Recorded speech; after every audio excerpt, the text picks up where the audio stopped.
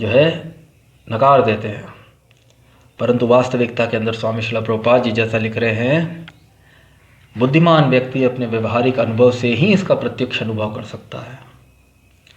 और जैसा कि मुंडक उपनिषद में भी लिखा गया, आत्मा आकार में अणुतुल्य है, जिसे पूर्ण बुद्धि के द्वारा जाना जा सकता है। तो आत्मा जो है वो उसके लक्षणों के द्वारा, उसके सिम्टम्स के द्वारा, शरीर से जब आत्मा निकल जाता है तो शरीर जो होता है चेतना रहित हो जाता है और किसी भी प्रकार उस चेतना को पुनः उस शरीर में स्थापित नहीं किया जा सकता। यहीं पे स्वामी श्रील प्रभुपाद जी वर्णन कर रहे हैं, व्यष्टि आत्मा तो निसंदेह परमात्मा के साथ साथ हृदय में है, और इसलिए शरीर की गतियों की सारी शक्ति शरीर को इसी भाग से उद्भूत होती है।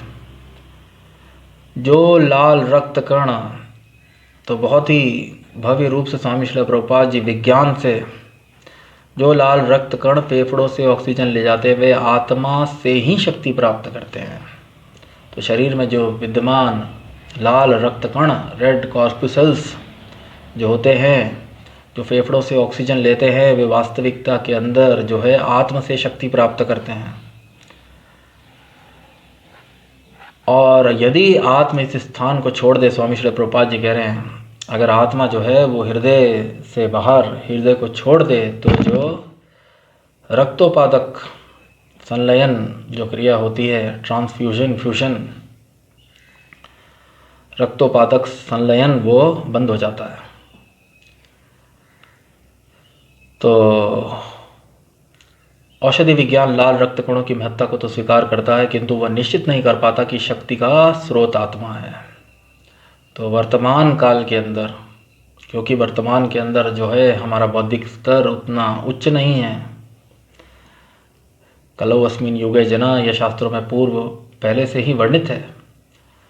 तो इसलिए प्रत्येक व्यक्ति जो होता है वो आत्मा को अनुभव के द्वारा या उसके लक्षणों के द्वारा समझ पाने में असमर्थ रहता है। और क्योंकि उसे भौतिक इंद्रियों के द्वारा अनुभव नहीं किया जा सकता, उसको देखा नहीं जा सकता, इसीलिए वे अनेक जो वैज्ञानिक हैं वो इस निष्कर्ष पर निकलते हैं कि आत्मा तो है ही नहीं। तो स्वामी श्रील प्रभुपाद जी लिख रहे, औषधि विज्ञान लाल रक्त कणों की महत्ता को तो स्वीकार करता है, किंतु वह ये निश्चित नहीं कर पाता कि शक्ति का स्रोत वास्तविकता में आत्मा है। और जब शरीर से जब आत्मा निकल जाता है तो अपने आप हृदय में हो रही जो रक्तोपादक संलयन क्रिया है, स्वामी श्रील प्रभुपाद जी कह रहे हैं, वो बंद हो जाती है। और शरीर के गतियों के लिए जो शक्ति मिलना बंद हो जाती है और पूरा शरीर जो होता है वह मृतक घोषित कर दिया जाता है। और किसी भी प्रकार के भौतिक उपचार के द्वारा पुनः शरीर के अंदर चेतना का प्रवाह नहीं किया जा सकता। तो और शरीर को मृतक घोषित करके उसे जो है या तो जला दिया जाता है, दफना दिया जाता है। अगर वैसा ना करें तो जो जीवंत शरीर, थोड़े दिन पहले जो जीवंत शरीर था, वो कुछ ही दिनों के अंदर जो है सड़ने लग जाता है।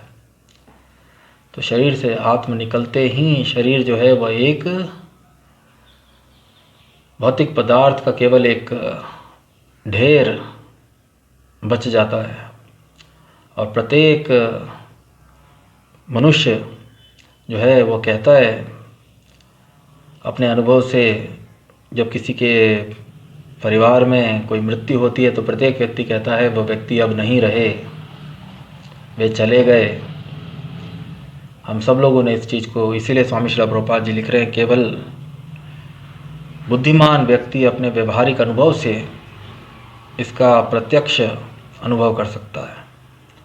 और वही बात मुंडक उपनिषद में, जिसे पूर्ण बुद्धि के द्वारा जाना जा सकता है।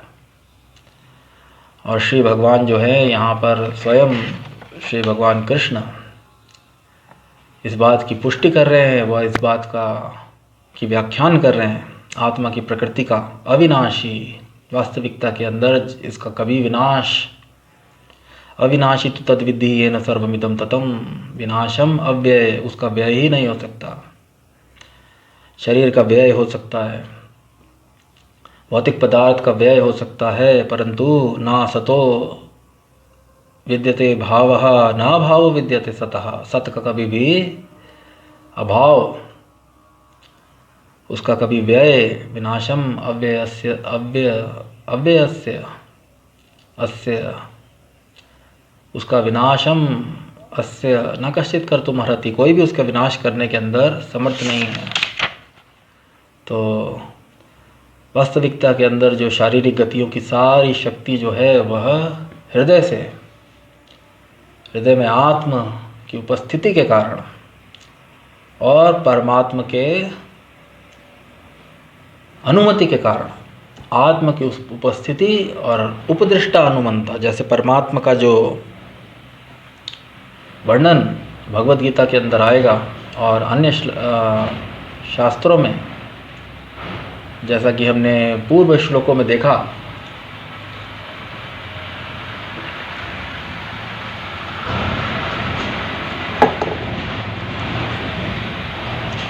नित्यो नित्यानाम चेतनश्चेतनानाम एको जो बहुनाम यो विद्याति कामान।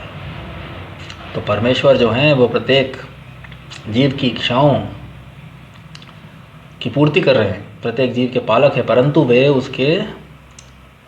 उसके प्रारब्धों के अनुसार, उसके कर्मों के अनुसार वह उसकी वर्तमान परिस्थितियों के अनुसार उसका पालन करते हैं। तो हृदय के अंदर आत्मा की उपस्थिति और परमात्मा की उपस्थिति के कारण ही जो शारीरिक गतियों की जो सारी शक्ति होती है शरीर को, वो प्राप्त होती है, और शरीर के इसी भाग से। तो इसलिए स्वामी श्रील प्रभुपाद जी लिखते हैं कि जो भी हो औषधि विज्ञान यह स्वीकार करता है कि शरीर की सारी शक्ति का उद्गम स्थल हृदय है। तो चाहे कुछ वैज्ञानिक या भौतिक वैज्ञानिक इस बात को स्वीकारें या ना स्वीकारें कि हृदय में व्याप्त आत्मा की उपस्थिति के कारण ही, हृदय में उपस्थित आत्मा के कारण ही शरीर को जो है संपूर्ण शक्ति प्राप्त होती है, परंतु फिर भी उन्हें यह तो स्वीकार करना ही पड़ता है कि जो हृदय जो है वह शरीर की शक्ति का उद्गम स्थल है। हृदय जो है वो पूरे शरीर में बहुत ही महत्वपूर्ण अंग है, जहाँ से पूरे शरीर को जो है शक्ति प्राप्त होती है। तो आखिरी अनुच्छेद के अंदर स्वामी श्रील प्रभुपाद जी ने बताया कि पूर्ण आत्मा के ऐसे अणु कणों की तुलना सूर्य प्रकाश के कणों से की जाती है। इस सूर्य प्रकाश में असंख्य तेजोमय अणु होते हैं। तो सूर्य प्रकाश के अंदर वैदिक विज्ञान के अनुसार अनेक अणु, तेजमय अनेक अणु होते हैं, जिससे जो प्रकाश जो होता है वह चारों तरफ जो है फैल पाता है। तो सूर्य प्रकाश में असंख्य तेजोमय अणु होते हैं। इसी प्रकार परमेश्वर के अंश में उनकी किरणों से परमाणु स्फुलिंग, इसी प्रकार परमेश्वर के अंश उनकी किरणों से परमाणु स्फुलिंग हैं और प्रभा या पराशक्ति कहलाते हैं। तो वेदों के अंदर, शास्त्रों में यह वर्णन है कि जो प्रत्येक जो जीवात्मा है, जो परमेश्वर का अंश है, वो वास्तविकता के अंदर परमेश्वर के किरणों के परमाणु स्फुलिंग, स्पिरिचुअल स्पार्क को यहाँ पे जो है अनुवाद किया गया है परमाणु स्फुलिंग। तो शास्त्रों में उल्लेख है कि परमेश्वर के जो भगवान श्री कृष्ण हैं या विष्णु हैं, उनके शरीर से अनेक तेजोमय किरणें जो हैं पूरी सृष्टि में फैल रही हैं। तो प्रत्येक जो अंश है वह परमेश्वर की उनकी किरणों के परमाणु स्फुलिंग हैं, और उन्हें प्रभा जो कि पराशक्ति, क्योंकि जीव जो है वो परमेश्वर का अंश है, तो ये पराशक्ति का हिस्सा हैं, और उन्हें प्रभा कह के संबोधित किया जाता है। तो अंत में स्वामी श्रील प्रभुपाद जी लिख रहे आता, चाहे कोई वैदिक ज्ञान का अनुगामी हो या आधुनिक विज्ञान का, वह शरीर में आत्मा के अस्तित्व को नकार नहीं सकता। तो चाहे कोई वैदिक ज्ञान का अनुगामी हो, अनुसरण करता हो, या कोई आध्यात्मिक आधुनिक विज्ञान का, प्रत्येक व्यक्ति इस चीज़ को स्वीकार करता है कि शरीर में जो जीव शक्ति, प्राण शक्ति जो शरीर में है, वो वास्तविकता के अंदर कोई भौतिक संयोग के फलस्वरूप नहीं है। चेतना जो पूरे शरीर में विद्यमान है, वह किसी भौतिक संयोग के फलस्वरूप नहीं है। वह उच्च जो शरीर में प्राण शक्ति जो जीव है, प्राण है, वो वास्तविकता के अंदर आत्म की उपस्थिति से ही है। और किसी भी एक बार यदि शरीर से प्राण निकल जाएं, आत्म निकल जाएं, तो किसी भी भौतिक उपचार से उसे पुनः वापस नहीं लाया जा सकता। और यह शक्ति उच्च शक्ति है, भौतिक शक्ति से उच्च, भौतिक पदार्थ से उच्च, इसीलिए इसे आध्यात्मिक पराशक्ति, परमेश्वर की पराशक्ति, आध्यात्मिक शक्ति का हिस्सा है, अंश है। और स्वामी श्रील प्रभुपाद इसी प्रकार परमेश्वर के अंश, उनकी किरणों के परमाणु स्फुलिंग है, जिसका और वर्णन अन्य शास्त्रों में आता है। और यह प्रभा या पराशक्ति कहलाते हैं। तो क्योंकि इस आत्म के विज्ञान को समझ पाना भौतिक जो बुद्धि से है, वह भौतिक बुद्धि और विवेक से समझ पाना संभव नहीं है। इसीलिए शास्त्रों में इसको बहुत अच्छे से, और भगवत गीता में स्वयं भगवान आत्मा के इस विज्ञान का विशद वर्णन कर रहे हैं। तो क्योंकि कलयुग के अंदर अल्प आयु, अल्प बुद्धि और भौतिक आसक्ति पूर्णतया जो मनुष्य जो हैं, वो देहात्म बुद्धि से पूरी तरह ग्रस्त और पूर्णतया अज्ञानता के अंदर जो है, वो अपने वास्तविक स्वरूप और परमेश्वर से संबंध को पूर्णतया भूल चुके हैं। तो उनके लिए आत्म परमात्मा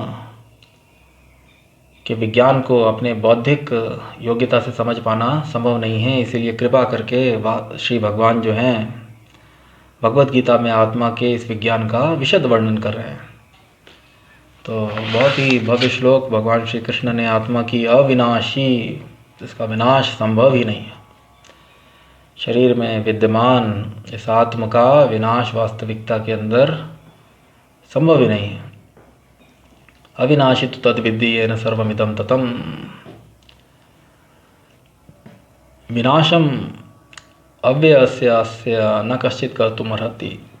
कोई भी उसका विनाश करने के अंदर संभव नहीं है, समर्थ नहीं है। कौमारम यौवनम जरा तथा देहांतर प्राप्ति, पूर्व श्लोकों के अंदर हमने देखा देहांतर प्राप्ति, देह के अंत के बाद पुनः आत्मा जो है दूसरे शरीर के अंदर देहांतरण कर जाता है, शरीरांतरण कर जाता है, प्रवेश कर जाता है। और शरीर तो प्रतिक्षण बदल रहा है। देहिनोऽस्मिन् यथा देहे कौमारम यौवनम जरा। तो बहुत ही सुंदर श्लोक, बहुत ही महत्वपूर्ण और बहुत ही ज्ञानवान और बहुत ही भव्य स्वामी श्रील प्रभुपाद जी द्वारा तात्पर्य, इसमें अनेक वैदिक उल्लेखों के द्वारा स्वामी श्रील प्रभुपाद जी ने आत्म की प्रकृति का वर्णन किया व अनेक वैदिक सिद्धांत हमको समझाने का प्रयत्न किया। तो हम सब लोग भगवान श्री कृष्ण से, भगवान चैतन्य महाप्रभु से स्वामी श्रील प्रभुपाद जी से प्रार्थना करें कि वे हमें आशीर्वाद दें और हम सब लोग भक्ति मार्ग के अंदर आगे बढ़ सके और अपने मनुष्य जन्म को सार्थक कर सके। तो इसी के साथ इस सेशन को मैं यहीं विराम दूंगा। आने वाले सेशन के अंदर हम और श्लोकों का अध्ययन करेंगे व स्वामी श्रील प्रभुपाद जी के तात्पर्यों के माध्यम से अनेक वैदिक सिद्धांतों को समझने का प्रयत्न करेंगे। तो जय ओम विष्णुपाद परमहंस परिव्रजकाचार्य श्रोत्रशत Shri Srimad his divine grace सभा चरणारविंद भक्ति वेदांत स्वामी श्रील प्रभुपाद जी की जय हो। ग्रंथराज श्रीमद् भगवद गीता की जय हो। भगवान श्री चैतन्य महाप्रभु की जय हो। हरे कृष्ण महामंत्र की जय हो। हरे कृष्ण कृष्ण कृष्ण हरे हरे, हरे राम राम राम हरे हरे। निताय गौर प्रेमानंदे हरि हरि बोल। हरे कृष्ण।